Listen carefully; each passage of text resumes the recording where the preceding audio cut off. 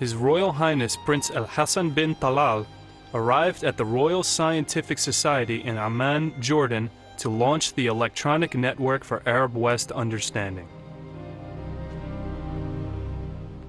Dr. Hassan Nafaa and Dr. Humam Ghasib, both of the Arab Thought Forum, welcome him. Cornelis Hulsman and Sausan Gabra also greeted His Royal Highness. Some 100 people attended the launch, including ambassadors from Denmark, the Czech Republic, representatives from the embassies of the Netherlands, Sweden, Egypt, the European delegation, representatives from CIDT, Center for Arab West Understanding, members of the network of the Anna Lindh Foundation, Jordanian NGOs, media, and others. Dr. Hassan Nafaa explained why His Royal Highness was ready to launch this network. Prince Hassan is very much keen to promote the networking between non-governmental organizations, especially those who are working in the field of promoting peace and understanding between people. And this center is one of those organizations. Following the opening by Dr. Hassan Nafaa, Cornelis Hulsman was given the floor to explain the purpose of the Electronic Network for Arab West Understanding.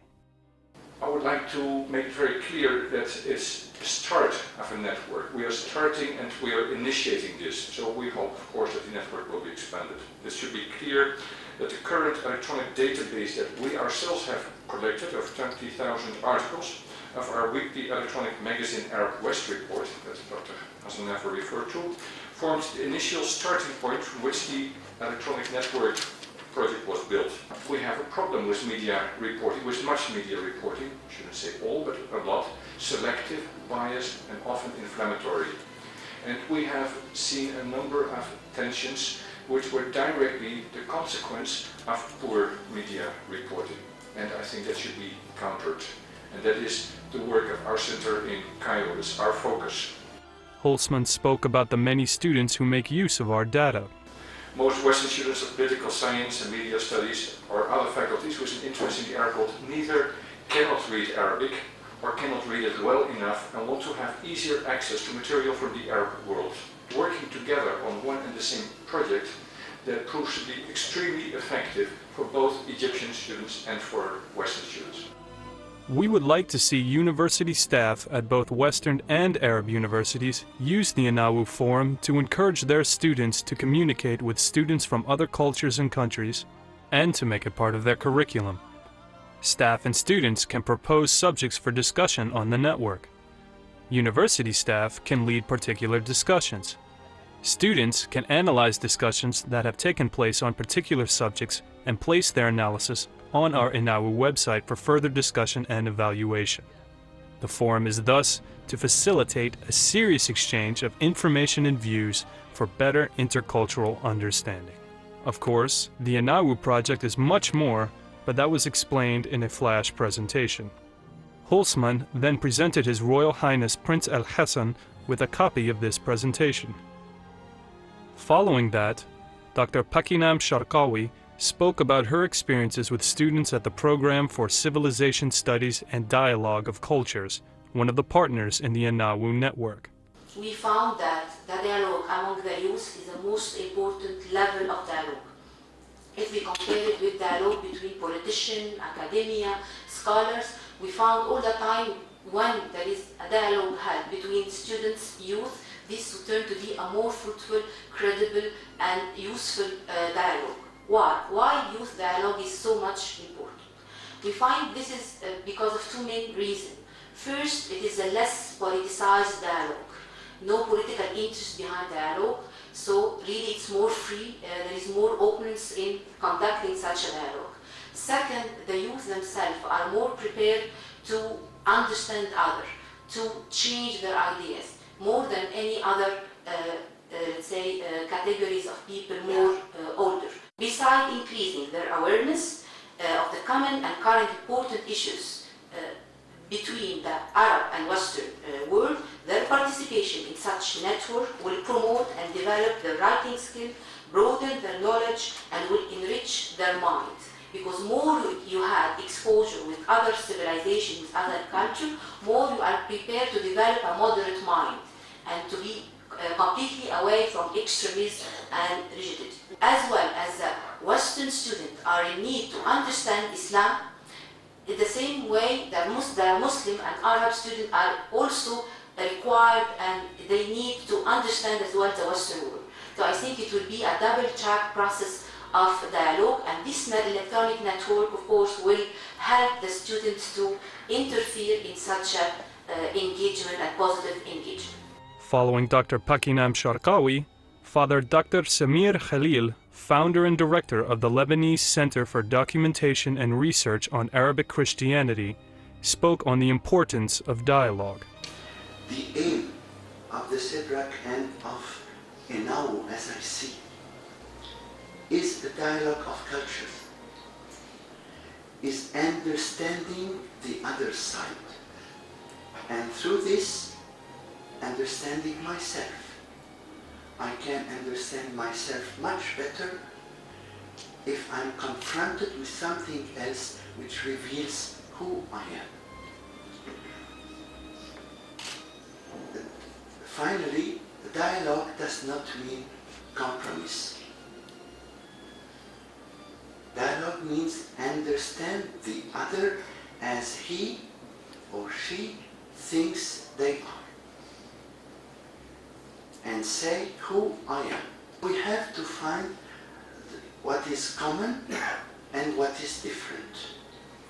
And now I move to how I see this practically through ENAWU work.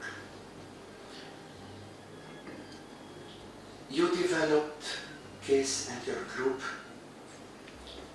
something you have now, an archive of around 20,000 articles dealing with the relations between the Arab world and the West, Christianity and Islam. This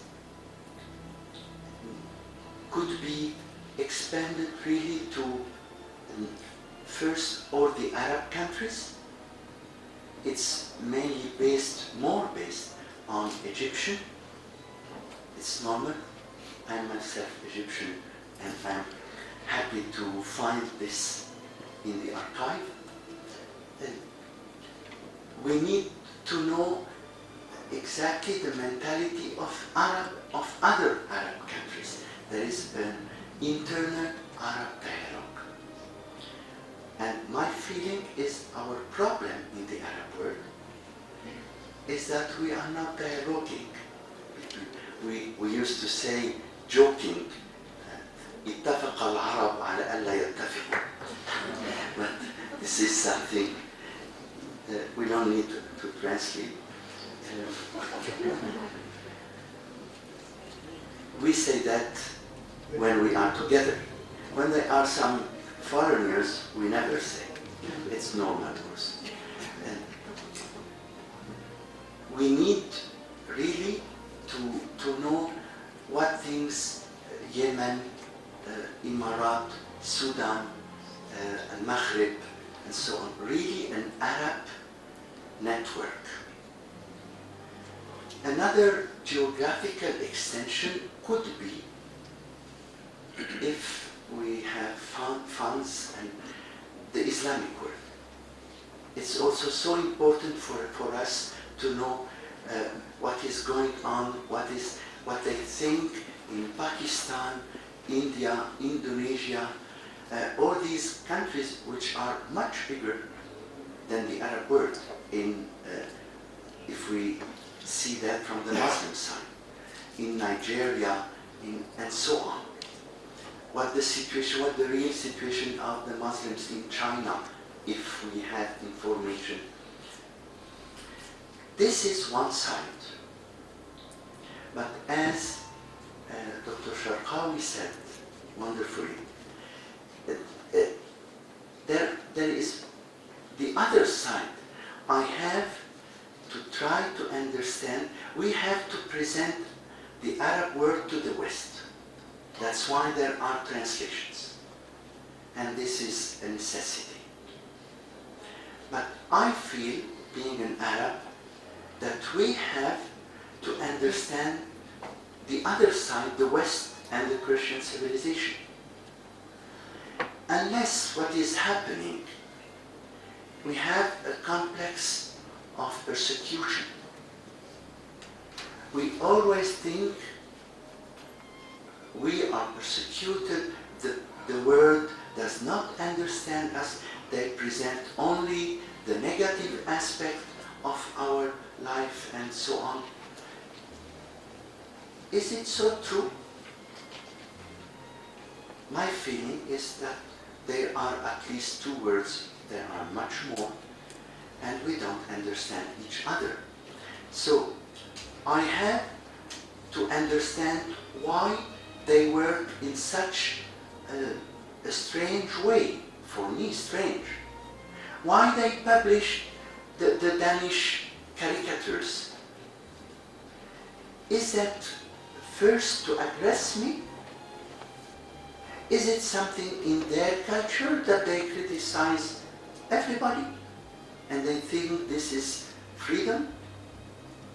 What kind of people, of group, of religious feeling they criticize? And why they did precisely that? And why they presented it in that way? Is there something in me which could explain that, and so on? Only through this kind of reflection we could come to the aim, which is dialogue and peace. Unless, even with the best information, we have two positions, if not 10, and that's all. But it's not yet dialogue. So to have an archive presenting and explaining, I will come to explaining the information from one and from the other side. And when I said, we used to say the Arab and Islamic word. And I think we have to understand the Western and the Christian. We have to give an information through the media about Islam in itself also, and about Christianity in itself also. How to use this archive. I need two kinds of research matters, way of research. One is the Google type, which is wonderful, simply. The other way is what you are doing, which is more difficult, is the subjects. So that trying to get an argument, I have already a dossier ready. The third point is the analysis of this data. To analyze the situation is what fails, what we don't have. We have facts, how to read and interpret them. And here I think the program, as you are thinking, is very interesting. To go to the universities, students, I will try in my university, in St. Joseph University in Beirut, and in Rome, the Pontifical Oriental Institute, I will try to propose master's programs, thesis, PhD, based on ENAWU.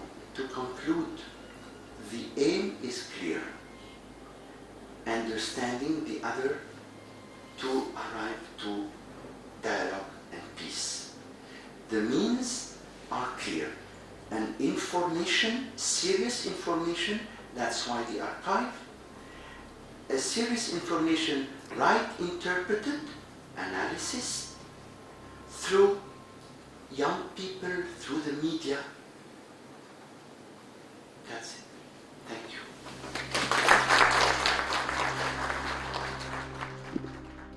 And now it's time to listen to our keynote speaker. I don't think that I have to present His Royal Highness. His Royal Highness is Prince Hassan, and he doesn't need any introduction. So please have the floor.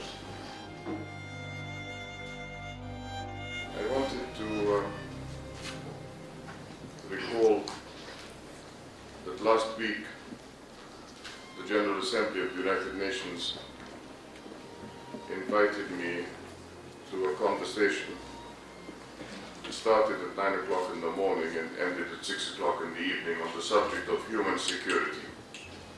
If we want to answer the question, how can people and computers be connected so that collectively they act more intelligently than any individuals, groups, or computers have ever done before, then clearly we need to develop a center for collective intelligence leading to collective wisdom. So I want to say what concerns me is to accept the positive, as you said, rather than to focus solely on the negative.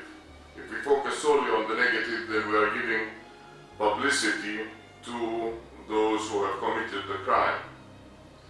And you mentioned a vertical and a horizontal line. I would like to suggest to you that the vertical line is collective intelligence and then individual intelligence. And as we look at the curve, we start with the horde, let us say the Arabs, the tribe, let us say each Arab state. One of you said optimistically that we should encourage dialogue between Arabs. And I would say that in our universal human dialogue, going back to human security, the victor is humanity and the vanquished is the human universal fitna. Because let me remind you, man qatala nafsan, he who kills a human spirit, he or she, because it's man qatala nafsan, is the equivalent of killing the whole of humankind. Humankind, not Christian, not Jewish, not Muslim. What is important to me is to emphasize once more that this conversation transcends our present political boundaries, yet strengthens the duty of the nation-state to protect its citizens. Not because the nation-state is being told by somebody from outside, protect your citizens in the global war on terror alone. No, I'm not saying that at all. All I'm saying is that it is about time that citizens reflected the interdependence of all issues and all groups, Christian, Muslim, ethnic, sectarian, arising from the prior unity of humanity. Please remember that we have a challenge ahead of us, which may include the creation of an international, non-denominational media Peace Corps. In the same way as the US Peace Corps carries out many fantastic services around the world, there is scope for an international, non-denominational media Peace Corps if we develop that relationship between scholars and journalists, independent from the political agenda of any one state. Such a body could be manned by young people who would report on events from the ground with the expressed intention of providing coverage free from the distortion that comes from the editor's mediation. So if we want to use the network to make a difference, then the network in this collaborative methodological workshop should also develop a crisis avoidance capability. If the barometer is rising in Copenhagen or in Holland, then maybe the moment has come for somebody to try to make some sense out of it. For example, intercommunal barometer. You have, as I understand it, 3 communities of Berber in Holland who don't even speak the same dialect of Berber, let alone speak Dutch or Arabic. And then we all, by default as Muslims, get accused of being responsible for the Berbers you accepted to migrate to Holland. So isn't that the University of Osnabrück, which actually takes an interest in the out-migration of these different groupings before they leave their shores, be consulted as a university that has taken an important initiative in the West. If we want to develop crisis avoidance, I would suggest to you that the identification and highlighting of shared values, the emphasis on standards, accommodating faith traditions, interfaith and secular, should be the role of citizenship. And this is something that I think we need your assistance interactively on if we're going to develop global commons towards 2012. Citizenship across the board. Cornelis, Hulsman and I met at WOCMES 2 and again in Cairo. And at WOCMES 2 we talked about script writing. I have taken an initiative which I hope will see the light of day, of a book entitled La pensée arabe au carrefour des idées. Arab thought at the crossroad of ideas. I shall include Arab Jews, Arab Christians and Arab Muslims to remind the world of the importance of the terra media. I think it is absolutely essential that we recognize that this conversation is a tool for development, not a reward for development. Nobody is bestowing this wonderful facility of networking on us. We are being asked by being offered these facilities to offer new access to education for and by the people, even in the most remote regions. We saw you, Cornelis Hulsman, arm in arm with Egyptian Fallahi. We need to bring improved healthcare, help eradicate poverty, empower women and build sustainable communities. And to do that, I congratulate the Center for Intercultural Dialogue and Translations on the initial collection of 20,000 articles in the Arab West report. But I ask myself, is this filtering down? As we know, our educational system is still exclusive, is still biased, is still directed, and this is why I salute the Finnish educational system, because they start by teaching by anecdote. They say, what does it matter if a child graduates at 19? In the Arab world they say, spoil them till they're 7, or love them till they're 7. Educate them another 7, then mature them for 7, then invite them to join the world. So that brings you to 21, if my mathematics is correct.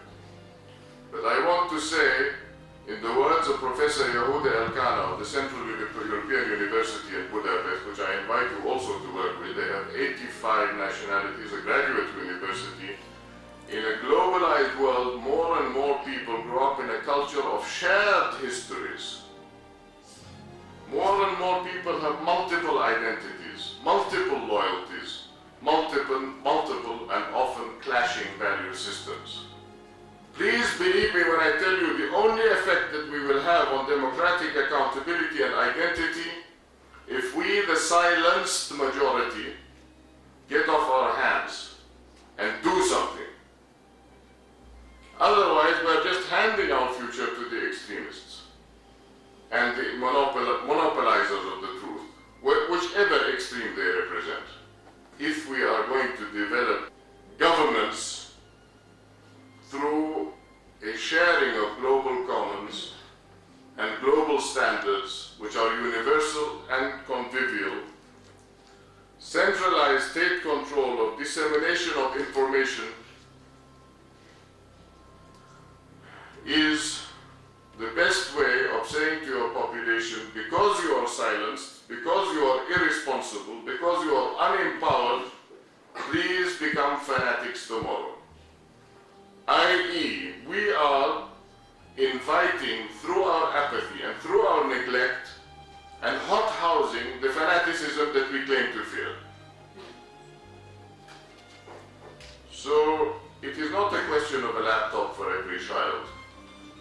not a question of mentioning illiteracy and shortages that genuinely exist in the world in international conferences that is enough.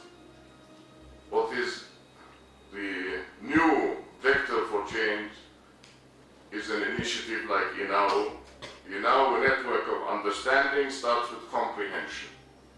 As we say in Arabic, comprehension leads to understanding. Between Arabs and the West, and I think it is also a safeguard against our losing our most precious heritage, the heritage of a shared faith with all its glorious spiritual, intellectual, and cultural manifestations throughout more than 2,000 years.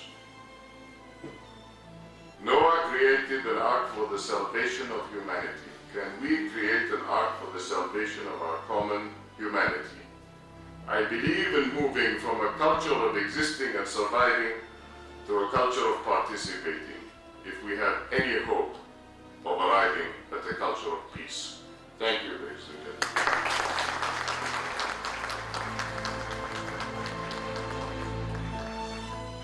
His Royal Highness Prince Hassan agreed to help the ENAWU project linked to other prominent organizations.